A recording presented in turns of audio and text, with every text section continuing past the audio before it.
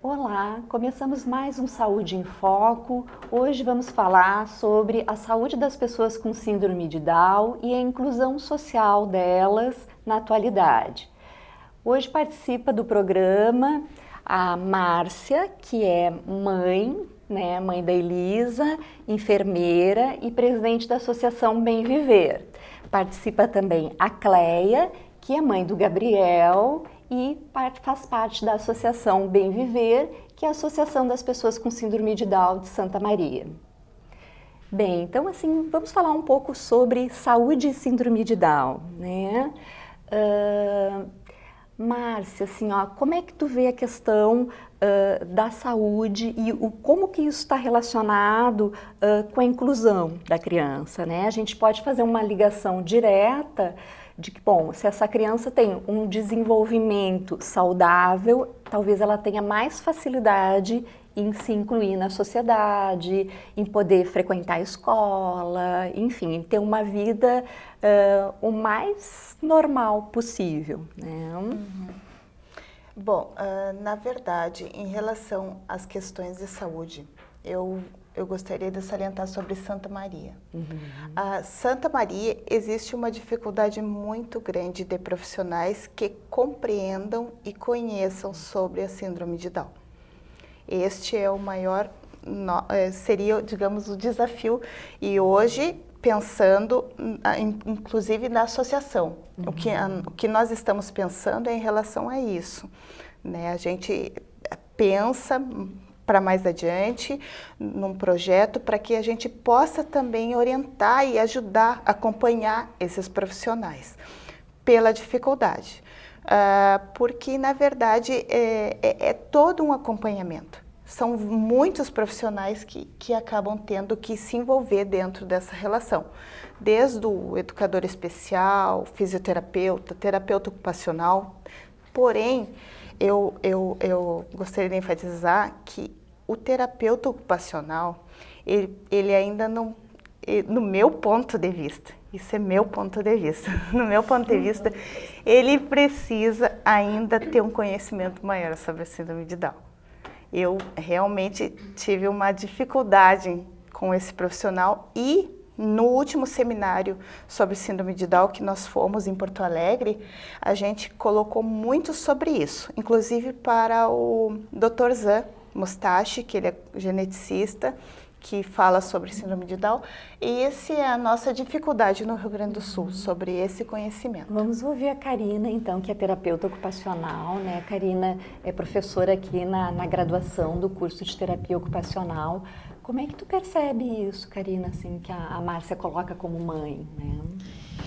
Eu concordo contigo, porque a gente tem uma dificuldade em função do curso ser generalista, né? Então, o aluno ele sai sabendo um pouco de cada área e quando ele vai, então, digamos assim, para atuar, para trabalhar, muitas vezes ele se sente inseguro em relação àquela patologia, a questão do Down.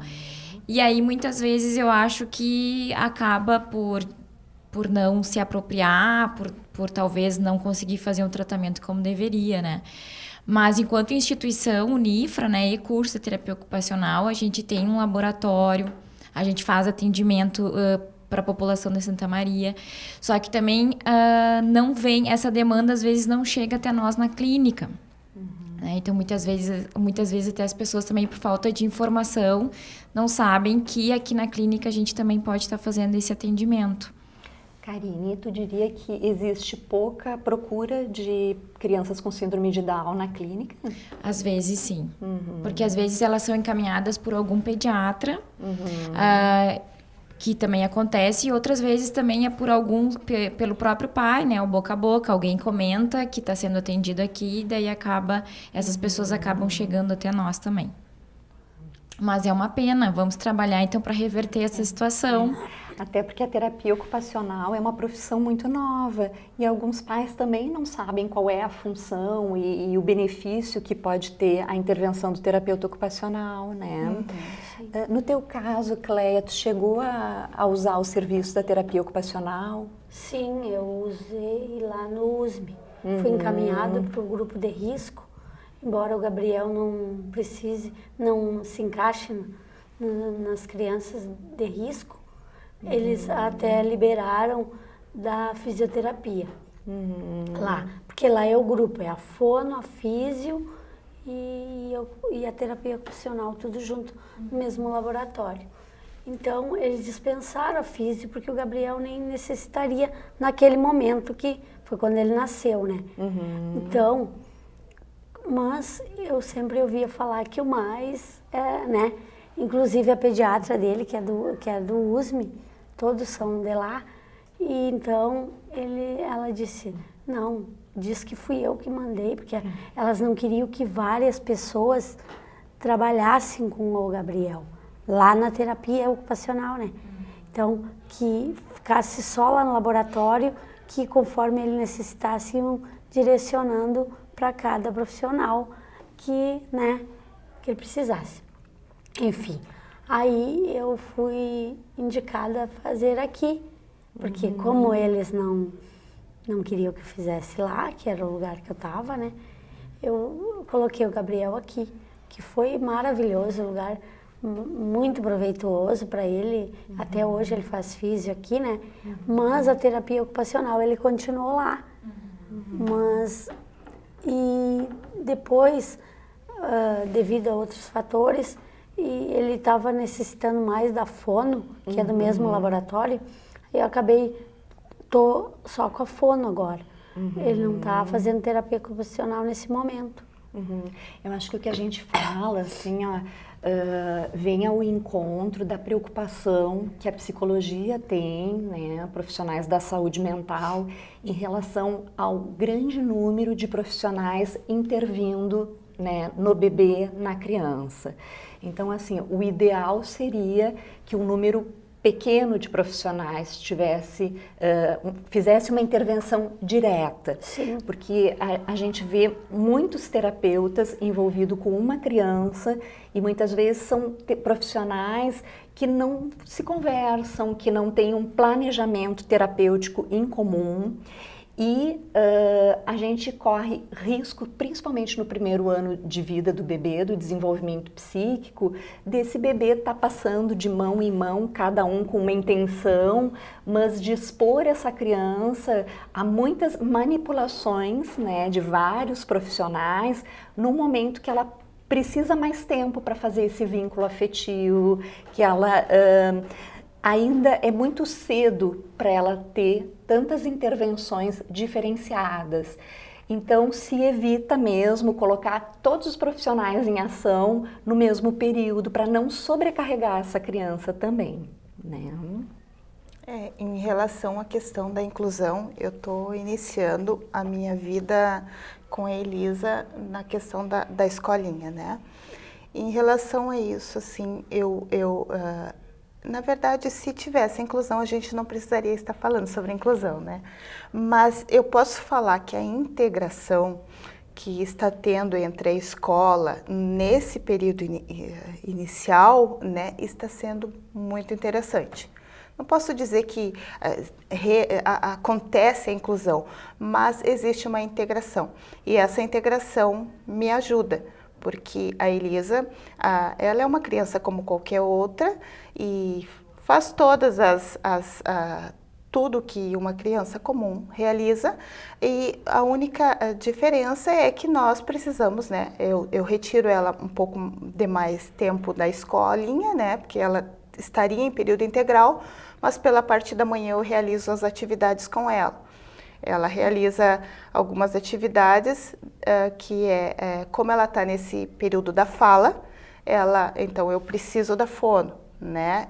Eu ainda, como mãe, assim, a gente acaba se tornando um pouco profissional, além da nossa profissão. Então você vai percebendo, que eu acho que isso é muito importante as pessoas compreenderem, que a gente acaba tendo que começar a perceber o que está limitando, quais são as dificuldades. É no caminhar? Existe alguma alteração? O que está acontecendo com essa criança? Então, é fiscalizar. seria o papel, digamos assim, o pai e a mãe, eles se tornam fiscalizadores dessa criança, porque você tem que estar monitorando para ver quais são as dificuldades maiores. Pra poder perceber no momento o que é prioridade, né? Tem alguns momentos que talvez não seja a fisioterapia, talvez seja a fono, e depende do momento, do que a criança mais está precisando. Porque a gente também não pode transformar a vida deles numa rotina de consultório, né? Não pode sobrecarregá-los. A criança com síndrome de Down, como qualquer outra criança, ela tem que brincar, ela tem que ter tempo livre, ela tem que ter tempo para não fazer nada, né? Ser respeitada na sua infância, na medida, né, do possível. Eu percebo que eu pequei um pouco no início com isso. A gente tem que se fazer a culpa, né? Porque eu acabei sobrecarregando muitas coisas. E hoje mesmo, essa semana eu falei, ela realiza ecoterapia. Então, não que ela realiza ecoterapia porque ela realiza e eu levo ela na ecoterapia, além da terapia. Eu levo para ela olhar os bichinhos, para olhar o ambiente, porque ela ama aquilo, ela adora aqueles cavalos, ela adora aqueles cachorros. Então eu levo ela por esse motivo, não pensando na própria terapia em si, né? Então eu falei que a gente vai tirar férias, nós vamos tirar férias, a gente vai ficar 2 meses sem fazer nenhuma atividade, nós vamos ficar em casa para desfraldar. Mas assim, isso é importante, a gente precisa desses momentos, né, com os nossos filhos também. Né? Até para não perder a oportunidade de curtir, de brincar, né? Não focar só na questão das aquisições, das terapias, mas também poder desfrutar. Como é legal ter uma criança em casa, como é bom estar com o nosso filho, brincar com o nosso filho, sem estar sempre com a preocupação de tá com a linguinha mais para fora, mais para dentro, né? Às vezes a gente tem que relaxar e ser só mãe, porque isso é importante para a saúde mental da criança e da mãe. Alguma questão? Eu queria fazer um questionamento mais relacionado à vida adulta dessa pessoa, vida adulta, juventude, né, adolescência, dessa pessoa com síndrome de Down. Como é que é a questão da sexualidade na síndrome de Down? Porque a gente sabe que falando de deficiência, da pessoa com deficiência, existem muitos tabus sobre a sexualidade.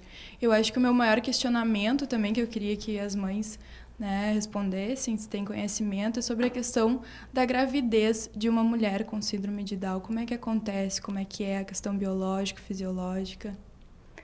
Bom, eu posso dizer que é como qualquer outra pessoa.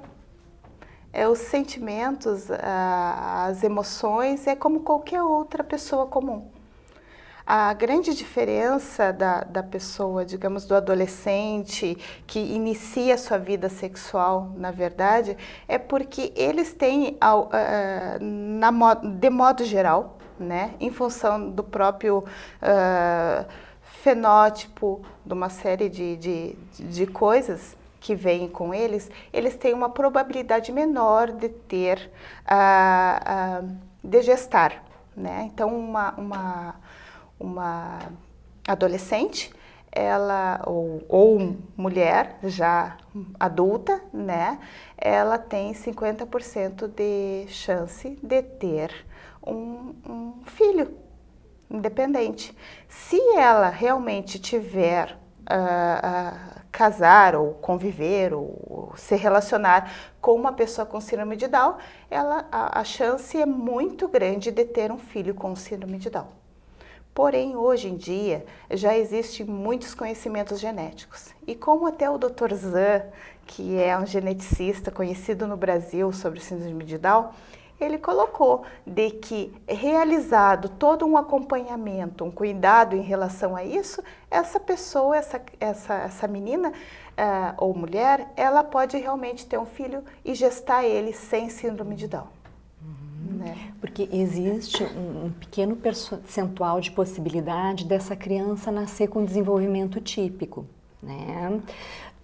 eu acho que é importante, assim, atentar para essa questão da sexualidade, de que, bom, eles têm direito de viver isso, né, plenamente, dentro do seu contexto, mas que é muito importante um acompanhamento da família, até para evitar doenças e para evitar uma gravidez, né, indesejada, porque muitas famílias, acreditando que elas não engravidam, não controlam essa parte e daqui a pouco aparece uma gestação aí que surpreende, né? Então, eu vejo a importância deles viverem a vida afetiva, a vida sexual, né, na adolescência e vida adulta. Porém, eu vejo uma preocupação em relação à gravidez, porque é óbvio que, sendo o bebezinho com desenvolvimento típico ou com síndrome de Down, existem pais com limitações para cuidar dessa criança, que, em geral, precisam de alguém para ajudá-los na própria vida, né? Então, é uma responsabilidade muito grande para pessoas que já têm as suas dificuldades. Então, penso que se a família está bem orientada, é muito importante um acompanhamento, né? Usar métodos anticoncepcionais para que essa gravidez não ocorra. O importante também é a gente perceber a maturidade dessa pessoa, né? Você acompanhar essa maturidade. Se realmente ela tem maturidade para ter um relacionamento ou ela não tem. Quais são as dificuldades e as limitações que ela tem, né? Mas, de modo geral, todas elas têm todas as emoções, os sentimentos, assim como os meninos. Os meninos têm digamos, uma probabilidade menor do que as meninas de terem filhos. Alguns, inclusive, no cariótipo mesmo, já vem dizendo, junto com no cariograma, que ele realmente não tem digamos, ele não tem essa condição de ter filhos, né? Mas outros não. Então, isso varia de pessoa para pessoa, né? A questão da sexualidade também é como qualquer outra pessoa. Porém, eles têm sensibilidades maiores. Eles têm, eu digo eles no sentido de que são pessoas que têm digamos, são mais claras com a sociedade. Eles não têm, em sua maioria, o filtro. Então, o que é filtrar? Filtrar é dizer, se ela, muitas vezes a menina com síndrome de Down, se ela achar bonito um menino, ela vai chegar e dizer, pô, você é bonito.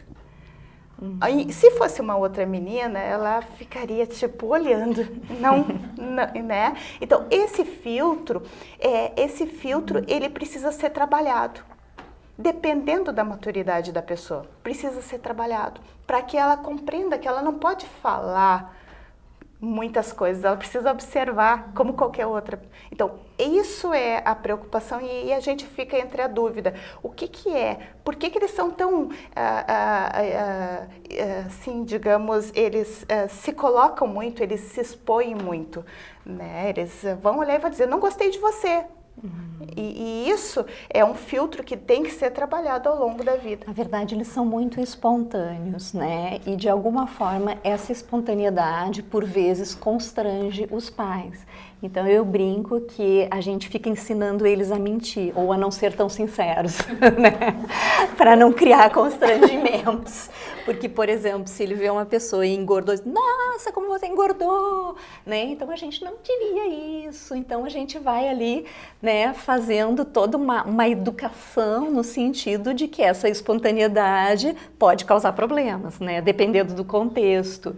E, então, educar também é monitorar esse filtro aí, ajudar a regular, né, esse filtro. Como é que tu imagina, Cleia, assim, o desenvolvimento do Gabriel, né? Tu pensa sobre essas coisas da sexualidade? Penso e estou me preparando para chegar lá, para chegar nessa fase. Porque o Gabriel é bem espontâneo. Ele aprende tudo, tem que estar sempre se preparando para educar, para cuidar, o que vai falar, tipo, para ensinar o que pode, o que não pode, porque tudo que a gente ensina, ele aprende. Muito rápido. Então, esse é um dos fatores que eu tenho que cuidar bastante, porque E é importante assim que hoje a gente tenha o conhecimento, o esclarecimento necessário para permitir uma vida afetiva, né? Porque ter uma deficiência já era um tabu, a sexualidade é um tabu, então tinha muita coisa deles serem assexuados, né? De serem anjos que nos colocaram, e anjo não tem sexo. E hoje a gente tem que entender que sim, né? Que eles têm desejos, eles querem namorar, eles querem beijar, eles querem fazer carinho um no outro. Quando começa a despertar, começa intensamente, né? Como em qualquer pré-adolescente. E os pais, antigamente, com receio disso, de não poder controlar isso, de não poder lidar com isso, freavam muito, limitavam as manifestações da sexualidade. E hoje a gente sabe da importância de respeitar isso, né? E de que, na medida da maturidade, eles possam lidar com a sua sexualidade e vivenciá-la, né? De forma plena, mas com muita orientação, acompanhamento da família. Com certeza, o mais importante é a gente monitorar e acompanhar e direcionando eles. Porque eles aprendem como diz, igual os comuns, como diz a Márcia, igual as pessoas comuns. Hoje, passado aquele momento da recepção dele ali, que eu recebi, hoje eu percebo que, para mim, meu filho não tem limitação nenhuma. Porque todas as limitações dele, a gente trabalha e tem um resultado muito produtivo. Parece também que, quando a gente tem um filho com síndrome de Down, tem um impacto da notícia, mas logo vem a preocupação com a saúde. Então, tu começa uma luta para que essa criança tenha uma boa saúde, né, para acompanhá-la bem. Então, é um outro movimento que nos ajuda a nos vincular com esse filho, né? E hoje me parece muito importante que a gente preconize a felicidade deles, né? Não só se vão se alfabetizar, se vão entrar na faculdade, mas o bem-estar dessa criança, né? Eu acho que é importante que a gente possa promover não só estímulos com fins intelectuais, mas possa promover afeto, convivência familiar com os amigos, na sociedade. E eu acho que primar pela felicidade dos nossos filhos, né? Que é, em geral, o que os pais mais desejam é que seus filhos tenham saúde e sejam felizes, né? Então, quando a gente, acho que entra nessa perspectiva de não ficar almejando lá na infância um curso de graduação, uma pós-graduação, a gente começa a focar mais no presente, viver esse momento, viver o hoje, né, com a criança e poder ser feliz com essa criança no momento atual. Senão a gente fica só lá num futuro que a gente não sabe bem como é que vai ser, né? Exato. E eu vejo essa expectativa muito grande em alguns pais, né? Preparando essa criança para o futuro, mas perdendo o presente dela, né? O momento atual. Eu percebo essa fase assim talvez porque eu esteja muito ligado a isso, eu sempre avalio muito as questões genéticas. Né? Cada situação é uma situação. Né? O que a gente tem que entender, e principalmente também eu gostaria de colocar nesse programa, para as próprias professoras, da importância que é da visualização, de enxergar. O único diferencial de uma criança para aprender com síndrome de Down é que ela precisa ver. Se ela ver, ela enxergar, ela vai saber fazer. Então, este é uma coisa assim que eu acho que falta muito. Eles não percebem, diferentemente das pessoas, que nem todas aprendem assim, não conseguem compreender pelo ouvido. Somente ouvindo. Eles precisam enxergar. Por quê? Porque essa região do ouvido, ela é mais fechada e tem uma quantidade maior de pelos. Então, o som mesmo, ele entra um pouco diferente. Então, a gente vê aquela pessoa lá na rua, quando a gente fala com aquela pessoa e percebe quando ela diz bonito, aí ela fala bonito. Aí você percebe, coitada, pobrezinha. Não, ela não é pobrezinha. Ela, na verdade, o som chega diferente para ela. E por isso ela fala assim. Ela não é boba, não. Ela é muito mais esperta do que muitos comuns. Então, assim, isso é uma coisa que eu gostaria de colocar bastante em relação a isso. E em relação à própria inclusão, ou seja, qualquer terapia que seja pela visualização. Eles precisam enxergar primeiro para depois fazer. A perspectiva mais concreta, Mais né? concreta. Ajuda muito no processo de aprendizagem. Bom, então nós finalizamos aqui o programa de hoje. Agradeço muito, né, a participação de todos. Até o próximo programa.